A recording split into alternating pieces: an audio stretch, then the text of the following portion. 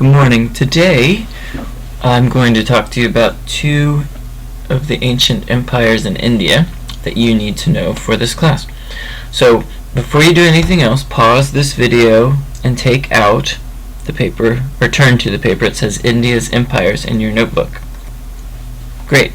Now that you've turned to that, we are going to look at what those two empires were, what they were called, what they did, and why we are still talking about them today. So before we can have empires, we're going to have to talk about the people who started the first empire. The name of these people is the Aryans, and they actually came from near what today is Persia and Afghanistan, Iran and Afghanistan, and they are going to invade India through the Khyber Pass, which we talked about last class, which is in the Hindu Kush Mountains, and it looks like this. So you can see it's one of the few places in the mountains where you can actually travel through the mountains easily. And there's a road there today. It's still the most common way through the mountains. With them, they're going to bring a set of books or writings called the Vedas.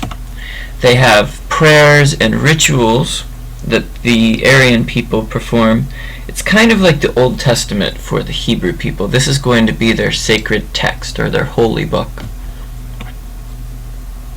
Part of what they bring with them, in addition to these holy books, is a caste system, or hierarchy, for society. It's a social class system that consists of 4 classes. So, if you look at this chart, which, by the way, you're going to need to be able to fill in a chart like this, so it's a good time to pause it and write down everything. At the top, you see the priests, and then you have the warriors and the ruling class, so the people in charge running the government. You have in the middle, you have the people with money, business owners and landowners. You have the peasants and the servants, so the working people, and then at the bottom you have something called untouchables. It's where we get the word pariah from. Untouchables are people that literally cannot be around the other people because they're considered to be too dirty. So they would be people who do dirty jobs, where you might get diseases and things from your job, like working with sewage or animal waste or things like that.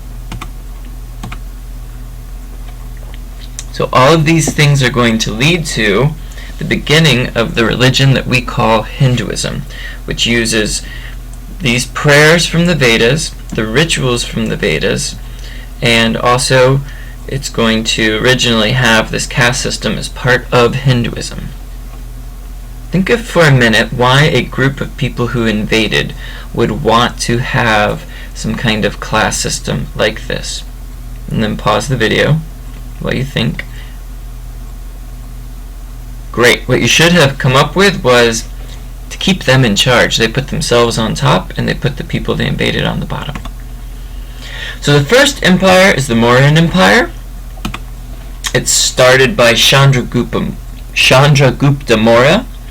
It's India's first empire, and we're going to look at a little video about the empire.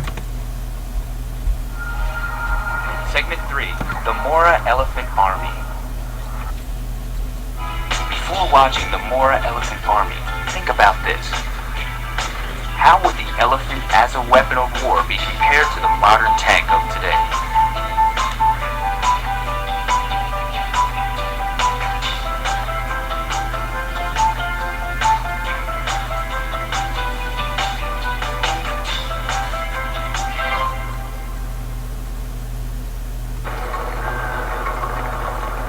What eats hundreds of pounds of food a day, is covered in wrinkles, and was used as a tank during war?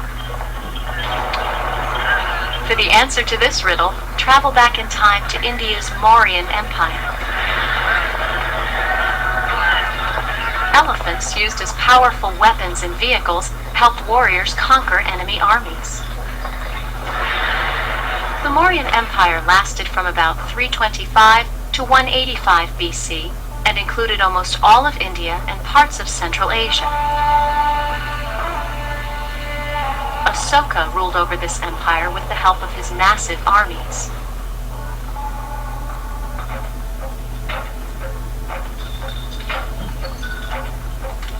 In 261 BC, from his capital city in Pataliputra, Asoka decided to attack the southern city of Kalinga. Little did he know he would fight his last battle. Mauryan warriors took special care of their elephants, bathing them each morning.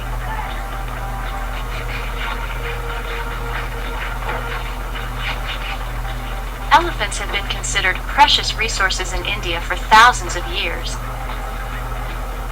Under Asoka's reign, any man who caused the death of an elephant was executed. Elephants' thick skin, enormous strength, and calm nature made them valuable animals in battle. They could carry 4 men, 2 shooting arrows from the sides, 1 shooting from behind, and 1 in front to guide the animal.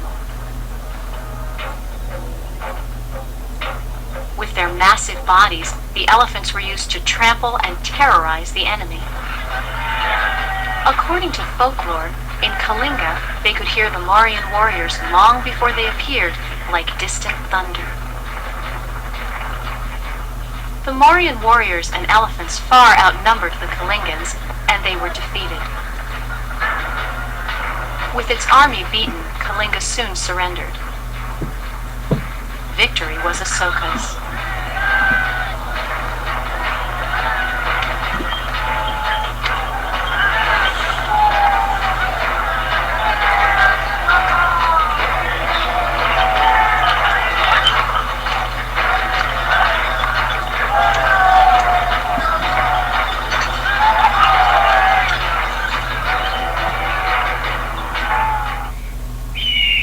Thousands were killed in the terrible battle, and warriors on both sides mourned their slain comrades.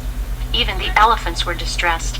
According to legend, some elephants stood over dead soldiers, protecting them. Emperor Asoka was stunned by the bloodshed and saddened by the suffering his victory had caused. He vowed never to fight again. Asoka turned to a life of peace and became a follower of Buddhism. His newfound belief in nonviolence led him to make widespread changes. He built monasteries, reduced the harsh laws he once enforced, and regulated how livestock were slain. The Mauryan Empire flourished under Asoka's rule, but collapsed after he died in 232 BC. While no longer used in battle, elephants remain important in India today. Their great strength and ability to move heavy objects make them valuable beasts of burden.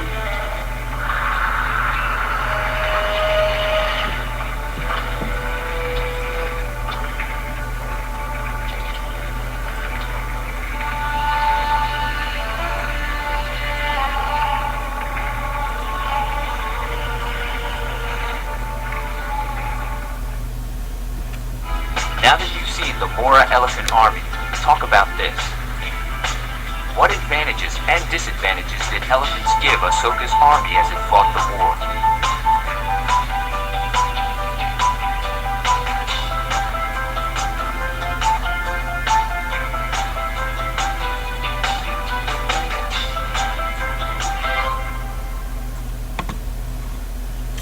Okay, so we looked at how the Mauryan Empire is going to get powerful, and also we're going to look at, we saw the video talking about their biggest leader, Asoka, who is the grandson of Chandragupta Maurya. So he becomes the king, and the big thing is, after that battle that you saw, he's going to think that that battle was so horrible, it's going to lead to him becoming Buddhist. So before this he had been a Hindu, and then he is going to become Buddhist because he thinks it is a more peaceful religion. So he's going to swear off fighting and become Buddhist. He's also going to send missionaries out through Asia to spread Buddhism. So the country that you should think of when you think of Buddhism is China.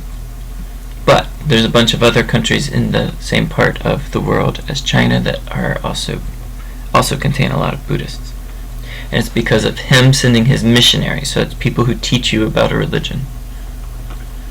So what did Asoka do? Well, he's going to put these things called rock edicts in all the towns. So they're going to have all the rules or policies, so everybody will be able to walk down and see what the rules are. It's a lot like Hammurabi's code. He's got an empire, he wants everybody to know what the rules are so everyone can be treated equally. They're called rock edicts. Some of the things that you're going to see in rock edicts are, these are big, nonviolence and religious tolerance.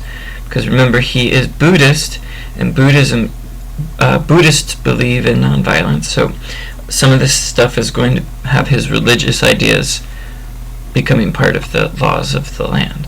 He also built a bunch of things.